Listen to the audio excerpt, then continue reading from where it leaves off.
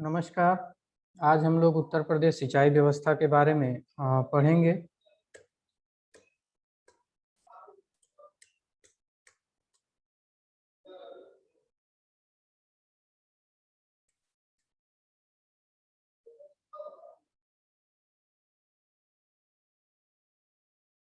सिंचाई की बात की जाए तो सिंचाई किसे कहते हैं? जब मिट्टी में नमी की कमी हो जाती है, मिट्टी में नमी की कमी हो जाती है जिसके कारण फसलें क्या होती हैं, सूखने लगती हैं।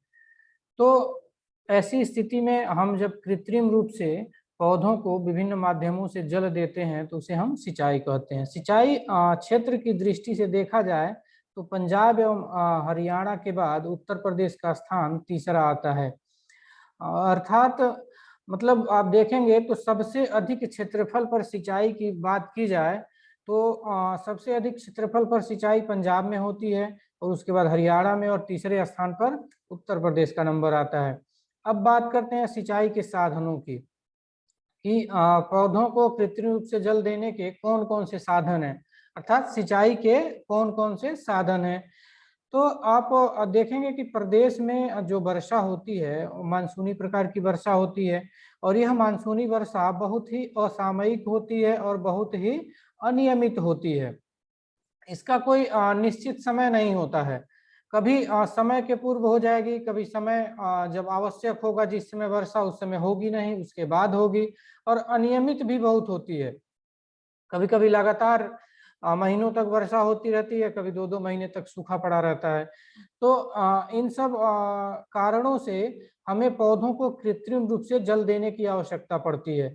तो अब पौधों को कृत्रिम रूप से सिंचाई करने या जल देने के लिए किस किस साधनों का प्रयोग करते हैं, तो आप देखेंगे तो नहरें, नलकूप, कुओं, तालाबों, झीलों, पोखरों इत्यादि का सहारा लिया जाता है। अगर सिंचाई के साधनों की बात की जाए तो पाई चार्ट के द्वारा हम देखेंगे तो इसमें आप देखेंगे सबसे अधिक उपयोग सिंचाई के लिए नलकूप का होता है। खास करके इस गंगा यमुना के मैदान में नलकूप के अधिक उपयोग होने का कारण है। आगे इस पे चर्चा हम लोग करेंगे। दूसरे नंबर पे आता है नहर। ये 18.5% क्षेत्र पर नहर के द्वारा सिंचाई होती है। इसके बाद कुआं, तालाब, झील के द्वारा 6.1% क्षेत्रों पर सिंचाई होती है, और बाकी अन्य साधनों का उपयोग बहुत ही कम होता है, 1.1%। अब नलकूप की बात करते हैं। नलकूप आप देखे होंगे हम लोगों के आसपास अधिकतर सिंचाई नलकूप के माध्यम से ही होती है। और खास करके पूरा गंगा यमुना का जो मैदान है, खास करके पूरा उत्तर प्रदेश का जो मैदानी क्षेत्र है, इसमें आप देखेंगे तो नलकूपों की बहुत अधिकता है। उसका कारण यह है कि यहाँ की मिट्टी मुलायम है, और ड्रिल करने में जो अपने वहाँ स्थानीय भाषा में कहा जाता है बोरिंग करना, वो काफी आसान होता है। तो ड्रिलिंग काफी आसान होता है मुलायम मिट्टी होने के कारण, और जो जल का स्तर है यानी जो वाटर लेवल है वो भी काफी ऊपर है हम लोगों के उत्तर प्रदेश का जो क्षेत्र है इसमें।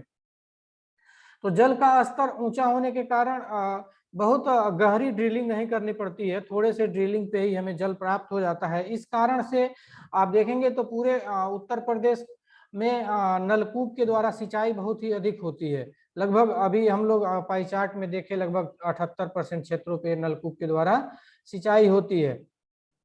और अब पूरे देश की अगर बात करें तो पूरे देश के अन्य राज्यों की तुलना में सबसे अधिक नलकूप के द्वारा सिंचाई उत्तर प्रदेश में ही होती है। प्रदेश के मेरठ, मैनपुरी, एटा, इटावा, फिरोजाबाद, फर्रुखाबाद, बुलंदशहर, मुजफ्फरनगर, सहारनपुर, अलीगढ़ और पूर्वोत्तर के जितने राज्य हैं, सॉरी पूर्वांचल के जितने जिले हैं, जैसे कुशीनगर, महाराजगंज, देवरिया, गोरखपुर, आजमगढ़, मऊ, गाजीपुर, इन सभी क्षेत्रों में नलकूप के द्वारा भरपूर मात्रा में सिंचाई की जाती है। और ये जो नलकूप हैं वो निजी एवं सरकारी दोनों प्रकार के होते हैं। अब निजी नलकूप कौन होता है? निजी नलकूप जो बोर हम लोग करवाते हैं अपने खेतों में अपने खुद का पैसा लगा के, वो निजी होता है। और जो सरकारी नियंत्रण में होता है यानी सरकारी नलकूप जो होता है, आप लोग देखे होंगे ट्यूबवेल खेतों में लगा होता है, ट्यूबवेल के माध्यम से जो सिंचाई होती है वो सरकारी नियंत्रण के अधीन आती है। और ट्यूबवेल के माध्यम से सिंचाई सर्वाधिक आप देखेंगे तो पश्चिमी उत्तर प्रदेश में होती है। इसके बाद नलकूप सिंचाई जो है वो लघु सिंचाई संवर्ग के अंतर्गत इसको सम्मिलित किया जाता है। इसके बाद नहर सिंचाई आप देखेंगे तो प्रदेश में सदा नीरा नदियों की अधिकता ने इस सिंचाई के साधन को महत्व प्रदान किया है। सदा नीरा नदी मतलब जो नदियां हमेशा जल, जिन नदियों में हमेशा जल प्रवाहित होता रहता है उसे सदा नीरा नदी कहते हैं। चूंकि आप देखेंगे तो गंगा यमुना का जो मैदानी क्षेत्र है, यानी उत्तर प्रदेश का ये जो मैदानी भाग है, इन मैदानी भागों की अधिकतर जो नदियां हैं वो हिमालय से निकलती हैं।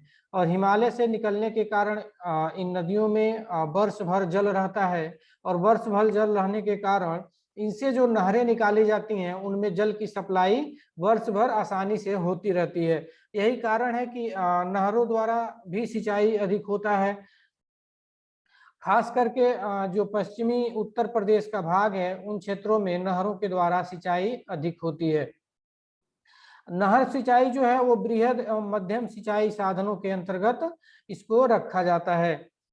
अब आप देखेंगे तो प्रदेश की अगर प्रमुख नहरों की बात की जाए तो उसमें पूर्वी यमुना नहर, इसका निर्माण 1830 ईस्वी में किया गया था। ये उत्तर प्रदेश की सबसे पुरानी नहर है। और यह जो है सहारनपुर में फैजाबाद नामक एक जगह है। सहारनपुर में फैजाबाद नामक एक जगह है, वहीं पर यमुना नदी के बाएं किनारे से इसको निकाला गया है। इस नहर की कुल लंबाई जो है वो 1440 किलोमीटर है। और इस नहर से प्रदेश के आप देखेंगे तो सहारनपुर, मुजफ्फरनगर, मेरठ, शामली, हापुड़, गाजियाबाद आदि जनपदों में सिंचाई की जाती है। अब बात आती है ऊपरी गंगा नहर की। तो यह नहर जो है हरिद्वार के समीप गंगा नदी के दाहिने किनारे से निकाला गया है। इसकी जो कुल लंबाई है वो शाखाओं और प्रति शाखाओं के साथ 5040 किलोमीटर है। शाखाओं प्रति शाखाओं मतलब इसकी जो एक मुख्य शाखा जब नहरें निकाली जाती हैं नदियों से तो वह एक मुख्य नहर होती है और उससे छोटी छोटी बहुत सारी नहरें होती हैं। तो वो मुख्य नहर और उन छोटी छोटे नहरों को मिला के इसकी जो लंबाई है वो 5040 किलोमीटर है। इस नहर को आगरा नहर एवं निचली गंगा नहर से भी क्या होता है, जल प्राप्त होता है। इस नहर को आगरा नहर एवं निचली गंगा नहर से भी जल प्राप्त होता है। इस नहर से प्रदेश के सहारनपुर, मेरठ, गाजियाबाद, मुजफ्फरनगर, बुलंदशहर, अलीगढ़, मथुरा, एटा, फिरोजाबाद, मैनपुरी, इटावा आदि जनपदों में सिंचाई की जाती है। इसके बाद आती है मध्य गंगा नहर। मध्य गंगा नहर की बात की जाए तो मध्य गंगा नहर जो है इस परियोजना के अंतर्गत करीब 44 किलोमीटर लंबी नहर बनाई गई है। यह नहर बिजनौर में गंगा बैराज के पास से निकाली गई है। बिजनौर जिले में गंगा बैराज के पास से इसको निकाली गई है और इसकी तलहटी जो है वो पूरी तरह से पक्की रखी गई है। इस नहर से अमरोहा, संभल, मुरादाबाद, बदायूं आदि जिलों के किसानों को फसल सिंचाई के लिए जल प्राप्त होता है। इसके बाद आते हैं निचली गंगा नहर। तो गंगा नदी से नरौरा नामक स्थान पर, नरौरा जो है बुलंदशहर जिला जो है उसमें एक जगह है नरौरा, वहां से इसको निकाला गया है। इसकी कुल लंबाई आप देखेंगे तो 8800 किलोमीटर है। यह नहर बुलंदशहर, एटा, अलीगढ़, फिरोजाबाद, कानपुर, फतेहपुर, फर्रुखाबाद जनपदों में इन नहरों से सिंचाई की जाती है। इसके बाद शारदा नहर। शारदा नहर देखेंगे तो प्रदेश की सबसे लंबी नहर तंत्र है, जिसकी कुल लंबाई है जो है वो 12,368 किलोमीटर है। इस नहर का जो उद्गम है, यानी ये नहर निकाली गई है जो, वो नेपाल सीमा पर, भारत नेपाल की सीमा पर बनवासा नामक एक जगह है पीलीभीत जिले में, वहां से निकाली गई है। इस नहर को शारदा नदी से निकाला गया है, इसीलिए इसका नाम शारदा नहर पड़ गया है। इस नहर से प्रदेश के पीलीभीत, शाहजहांपुर, बरेली, लखीमपुर, हरदोई, सीतापुर, बाराबंकी, उन्नाव, रायबरेली, सुल्तानपुर, प्रतापगढ़, इलाहाबाद आदि जनपदों में सिंचाई की जाती है। अब कुआं द्वारा सिंचाई के साधनों में हम लोग नलकूप और नहर देख लिए। अब अगला जो है उत्तर प्रदेश की प्रमुख नहरों के बारे में भी जो प्रमुख नहरें थी उसके बारे में हम लोग चर्चा की। अब सिंचाई के साधनों में अगला जो साधन है वो है कुआं। तो प्रदेश में गंगा नदी के जो मध्यवर्ती क्षेत्र में कुओं द्वारा सिंचाई महत्वपूर्ण है। तो गंगा नदी के जो मैदानी इलाके हैं उसके मध्यवर्ती भाग में कुओं द्वारा अधिक सिंचाई होती है। प्रदेश के गोंडा, बहराइच, बस्ती, फैजाबाद, आजमगढ़, रायबरेली, प्रतापगढ़, मऊ आदि जनपदों में कुओं के द्वारा सिंचाई की जाती है। और ये सिंचाई की जाती थी। वर्तमान समय में नलकूपों के प्रभाव के कारण कुओं के द्वारा सिंचाई जो है बहुत ही कम हो गया है, बहुत ही कम मात्रा में है।